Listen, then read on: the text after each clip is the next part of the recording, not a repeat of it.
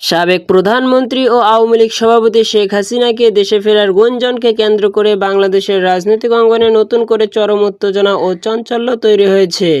2024 সালের আগস্ট মাসে গণঅভ্যুত্থানের মুখে দেশত্যাগের পর থেকে তিনি ভারতে অবস্থান করছেন।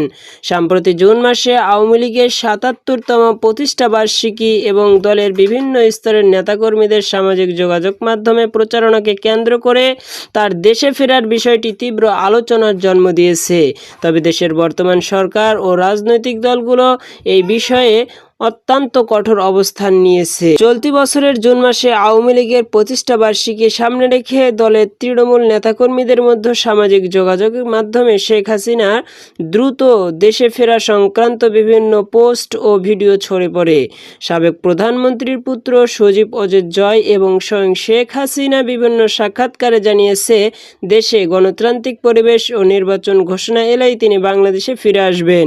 দলের পক্ষ থেকে দাবি করা হয়েছে, শেখ হাসিনার প্রত্যাবর্তন কেবল সময়ের ব্যাপার। শেখ হাসিনা ফেরা বা আওয়ামী লীগের প্রতিষ্ঠাবার্ষিকী কেন্দ্র করে দেশের যে কোনো ধরনের বিশৃঙ্খলা বা নাশকতা না ঘটে সেজন্য বর্তমান সরকার ব্যাপক প্রস্তুতি গ্রহণ করেছে। সেনা মোতায়েন করেছে। গত 22 জুন সরকারের পক্ষ থেকে রাজধানী ঢাকা সহ দেশের গুরুত্বপূর্ণ 6টি জেলায় গাজীপুর, নারায়ণগঞ্জ, ফরিদপুর ও গোপালগঞ্জে 30 জুন পর্যন্ত সেনাবাহিনী মোতায়েন করা হয়েছে। স্বরাষ্ট্র মন্ত্রণালয় থেকে আইন শৃঙ্খলা বাহিনীকে সর্বোচ্চ সতর্ক অবস্থানে থাকার নির্দেশনা দেওয়া হয়েছে।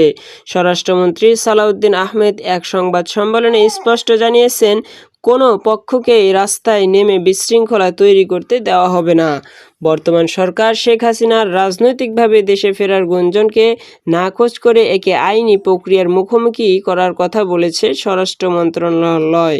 আমরা সাবেক প্রধানমন্ত্রী শেখ হাসিনাকে রাজনৈতিক কর্মসূচির জন্য নয়, বরং দেশের আদালতের রায়ের মুখোমুখি করতে আইনি প্রক্রিয়ায় ফিরে আনার চেষ্টা করছি। ভারতের সাথে বিদ্যমান প্রবর্তন চুক্তির আওতায় পররাষ্ট্র মন্ত্রণালয়ের মাধ্যমে ইতিমধ্যে আনুষ্ঠানিক আবেদন জানানো হয়েছে। উল্লেখ্য যে গত 2025 সালের নভেম্বরে আন্তর্জাতিক অপরাধ ট্রাইব্যুনালে 2024 সালের জুলাই ও আগস্টের ঘটনায় দায়ে শেখ হাসিনাকে অনুপস্থিতিতে মৃত্যুদণ্ড প্রদান করে। ফলে সরকার তাকে একজন সাজাপ্রাপ্ত আসামি হিসেবে দেশে ফিরে এনে বিচার প্রক্রিয়া সম্পন্ন করতে চায়। বিএনপি এবং ছাত্র নেতাকর্মীদের দলগুলোর পক্ষ থেকে শেখ হাসিনার দেশে ফেরার এই গুঞ্জনকে আওয়ামী লীগ এর মাঠ গরম করার অপচেষ্টা হিসেবে দেখছে। তাদের মতে, আওয়ামী লীগকে দেশের মানুষ কখনো গ্রহণ করার জন্য প্রস্তুত নয়। দলগুলোর পক্ষ থেকে হুঁশিয়ারি করা হয়েছে যে শেখ হাসিনা দেশে ফিরলে তাকে সরাসরি কারাগারে যেতে হবে এবং আদালতের মুখোমুখি হতে হবে। সব মিলিয়ে জুন মাসে সাবেক প্রধানমন্ত্রী শেখ হাসিনা দেশে ফেরার বিষয়ে যে রাজনৈতিক ধোঁয়াশা তৈরি হয়েছে তা আপাতত বাস্তবসম্মত কোনো প্রত্যাবর্তনের রূপ নয়। তবে প্রিয় দর্শক, এই বিষয়ে আপনার স্পষ্ট মতামত কি? আসলেই কি শেখ হাসিনা বাংলাদেশে আসবে কিনা? আপনার মূল্যবান মতামতটি আমাদের জানিয়ে যাবেন। সকলে ভালো থাকবেন, সুস্থ থাকবেন। আল্লাহ হাফেজ।